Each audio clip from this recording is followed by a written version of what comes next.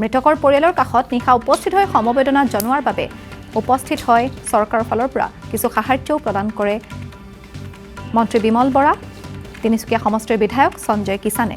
লগতে অসম চৰকাৰৰ কেবিনেট মন্ত্ৰী বিমল বৰা উপস্থিত আছে। আমি ইতিমধ্যে দেখুৱাইছোঁ সেই দৃশ্যাংশ। আৰু এজন শ্ৰমিকক যিহেতু জীৱন্তে উদ্ধাৰ কৰা হৈছে আৰু এতিয়ালৈ 18জন শ্ৰমিকৰ মৃতদেহ উদ্ধাৰ কৰা হৈছে। সবিশেষ কথাখিনি জানিবৰ বাবে আমি পোনপটীয়া সম্প্ৰচাৰ যাব বিচাৰিছোঁ। আমাৰ সাংবাদিক ভাস্কৰ জ্যোতি হাজৰিকা উপস্থিত আছে। ভাস্কৰ জ্যোতি, আপোনাৰ কাষলৈ আহিছোঁ আৰু শেহতীয়া তথ্যখিনি আপোনাৰ পৰা জানিব বিচাৰিছোঁ। যিহেতু দেখিব পোৱা গৈছে আজি পুৱা ভাগতে এক দুখজনক খবৰ বুলি ক'ব লাগিব তিনিচুকীয়াবাসীৰ বাবে। প্ৰায় 22জনকৈ শ্ৰমিক ইতিমধ্যে তিনিচুকীয়াৰ পৰা কৰ্মসূত্ৰে তেওঁলোকে হাইলঙলৈ গৈছিল আৰু হাইলঙত গৈ তেখেতে যিখন বাহনত গৈছিল সেই বাহনখন পাহাৰৰ পৰা খহি পৰে আৰু খহি পৰাৰ ফলত 22জনকৈ শ্ৰমিক মৃত্যু হৈছিল আৰু এজন জীৱন্তে উদ্ধাৰ হোৱা খবৰ আমি পুৱা ভাগৰ পৰা প্ৰচাৰ কৰি আহিছোঁ। আৰু এই প্ৰচাৰ কৰাৰ ক্ষেত্ৰত পিছতে এতিয়া তিনিচুকীয়া এতিয়া গেলাপুখুৰী যি 13 নম্বৰ লাইন আছে 13 নম্বৰ লাইন এতিয়া শোকাকুল পৰিৱেশে বিৰাজ কৰা দেখিব পোৱা গৈছে। আৰু এক কথাত ক'ব লাগিব বৰ্তমান সময়লৈকে শেহতীয়া তথ্য অনুসৰি আমাৰ হাতত প্ৰায় 18জনকৈ শ্ৰমিকৰ মৃতদেহ উদ্ধাৰ হোৱা খবৰ আহি পৰিছে। মোৰ সতীৰ্থ সন্তোষে দেখাব। এইদৰে তিনিচুকীয়াত আহি এতিয়া উপস্থিত আছে মন্ত্ৰী বিমল বৰাৰ লগতে তিনিচুকীয়া জিলা আয়ুক্ত আৰু তিনিচুকীয়া সমষ্টিৰ বিধায়ক সঞ্জয় কিষাণ ডাঙৰীয়া আহিছে আৰু বিজেপিৰ কৰ্মকৰ্তাসকল আহি তেওঁলোকে শোকাকুল পৰিৱেশৰ শোকৰ সমভাগী হোৱা পৰিয়ালখিনি শোকৰ সমভাগী হৈছে, লগতে সমবেদনা জ্ঞাপন কৰিছে শোকৰ সন্তপ্ত পৰিয়ালটিলৈ। আৰু এইদৰে দেখিবলৈ পোৱা গৈছে তেওঁলোকে কেনেধৰণৰ সহায় কৰিব, চৰকাৰৰ ফালৰ পৰা কি যাৱতীয় ব্যৱস্থা গ্ৰহণ কৰিব সেইসমূহ তথ্য কোৱা দেখিবলৈ পোৱা গৈছে। আমি পোনে পোনে মন্ত্ৰী বিমল বৰাৰ কাষলৈ যাব চেষ্টা কৰিম। যিহেতু আজি এক দুখজনক খবৰ বুলি ক'ব লাগিব, সেই আপুনি আহি উপস্থিত হৈছে উক্ত ঘটনা যিসকল শ্ৰমিক মৃত্যু হৈছিলে তাত আহি উপস্থিত হৈছে, আপুনি কি ক'ব? আজি আবেলি সময়ত ন খবৰটো আমি ৰাতিপুৱা তেনেকুৱা সময়তে এটা দুখ খবৰ আমি পালোঁ যে তিনিচুকীয়া গেলাপুখুৰীৰ পৰা বহুকেইজন শ্ৰমিকক লৈ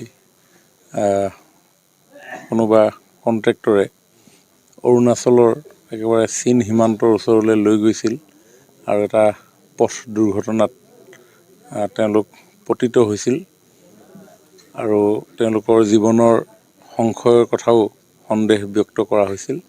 আৰু গোটেই খবৰটো পোৱাৰ লগে লগে জিলা প্ৰশাসনে মুখ্যমন্ত্ৰী ডাঙৰীয়াক অৱগত কৰিলে আৰু মুখ্যমন্ত্ৰী ডাঙৰীয়াই তৎমুহূৰ্ততে তেওঁলোকক উদ্ধাৰ কাৰ্যত জড়িত হ'বৰ কাৰণে অৰুণাচল চৰকাৰ লগতে আমাৰ ৰাজ্য প্ৰশাসনকো নিৰ্দেশ দিলে আৰু আমাৰ বিষয়া আৰক্ষী এইসকল লগে লগে তালৈ ৰাওনা হৈছে। অতি মৰ্মান্তিক এটা ঘটনা সংঘটিত হৈছে। আমাৰ ইয়াৰ পৰা যি দল তালৈ প্ৰেৰণ কৰা হৈছে তেওঁলোক আৰু খন্তেক সময়ৰ পিছতে ঘটনাস্থলীত উপস্থিত হ'বহি, কিন্তু তাতে সামৰিক বাহিনীয়ে গোটেই চোৱা চিতা কৰি আছে।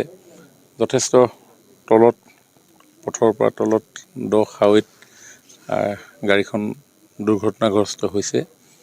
গতিকে তেওঁলোকক উদ্ধাৰ কাৰ্যত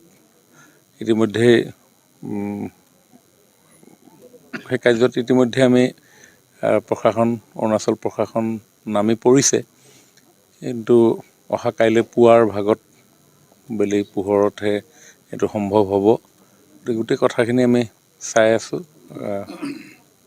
তাৎক্ষণিক যিখিনি ব্যৱস্থা ল'ব লাগে সকলোখিনি লোৱা হৈছে আৰু আজি যিসকল পৰিয়ালৰ সদস্যসকল সেই ঘটনাত পতিত হৈছে প্ৰত্যেকৰে ঘৰলৈ আমি আহি খা খবৰ কৰিবলৈ উপস্থিত হৈছোঁ। চৰকাৰৰ ফালৰ পৰা কেনেধৰণৰ ব্যৱস্থা গ্ৰহণ কৰিব? নশ্বৰদেহ অনাৰ পিছত আৰু চৰকাৰে কেনেধৰণৰ ব্যৱস্থা গ্ৰহণ কৰিব পৰিয়ালকেইটাক? গোটেইখিনি কাৰণ এইটো বহুত বেছি জেগা, প্ৰায় 700 ফিট মানে তলত হৈছে আৰু সেই এৰিয়াটোত মানে কোনো মানুহৰ আহ যাহ নাছিল। গতিকে এজন তাৰে লোকে বহুত কষ্টৰে প্ৰায় এটা দিনমানৰ অন্তত আহি খবৰটো দিলেহি। তাৰপিছতহে যেতিয়া পৰ্যবেক্ষণ কৰা গৈছে তেতিয়া দেখা পোৱা গৈছে এনেকুৱা এটা দুৰ্ঘটনা সংঘটিত হৈছে। গতিকে তাৰ পৰা উদ্ধাৰ কাৰ্য কৰিবৰ কাৰণে যথেষ্ট এটা খুব চেলেঞ্জিং NDRF ইতিমধ্যে নিয়োগ কৰা হৈছে। তাত সামৰিক বাহিনীয়ে চেষ্টা কৰিছিলে, কিন্তু NDRFৰ প্ৰয়োজনীয়তা উপলব্ধি কৰি ইতিমধ্যে NDRFৰ দলো গৈ তাত উপস্থিত হৈছে আৰু পুৱা 5:30 বজাৰ পৰাই এই উদ্ধাৰ কাৰ্যত তেখেতসকল জড়িত হ'ব। হয়, নিশ্চিতভাৱে ক'ব লাগিব। এইদৰে প্ৰথমে ভাৰতীয় সেনাই অভিযান আৰম্ভ কৰিছিল, তাৰ পিছতে তেওঁলোকে NDRF সহযোগত অভিযান আৰম্ভ কৰা দেখিব পোৱা গৈছে। বৰ্তমান শেহতীয়া তথ্য অনুসৰি প্ৰায় 18জনতকৈ মৃতদেহ 18টা মৃতদেহ উদ্ধাৰ কৰা বুলি আমাৰ হাতত তথ্য আহি পৰিছে। আৰু এক কথাত ক'ব লাগিব, এইদৰে তিনিচুকীয়া সমষ্টিত প্ৰথম খবৰ পোৱাৰ লগে লগে মুখ্যমন্ত্ৰী ডাঙৰীয়াৰ নেতৃত্বত অসম চৰকাৰ আৰু অৰুণাচল চৰকাৰে যাৱতীয় ব্যৱস্থা গ্ৰহণ কৰিছে। উদ্ধাৰ অভিযান অব্যাহত আছে। আজি উদ্ধাৰ অভিযান সাময়িকভাৱে স্তব্ধ কৰিছে যদিও কাইলৈ পুৱা ভাগৰ পৰাই এতিয়া সেই অভিযান আৰম্ভ হ'ব আৰু পুৱা ভাগলৈ সম্পূৰ্ণ তথ্য গম পোৱা যাব। কিমানজন সবিশতে কিমানজন শ্ৰমিক মৃত্যুবৰণ কৰিলে আৰু যিজন জীৱিত অৱস্থাত আছে সেইজন এতিয়া বৰ্তমান সংকটজনক অৱস্থাত আছে বুলি আমি জানিব পাৰিছোঁ। তেখেতক উন্নত চিকিৎসাৰ বাবে তিনিচুকীয়া মেডিকেল কলেজলৈ লৈ অনা হৈছিল। তাত চিকিৎসা সম্পন্ন হৈ আছে, চিকিৎসা আৰম্ভ চলি আছে। আৰু আসাম টক্স আপোচবিহীন অসম কণ্ঠ।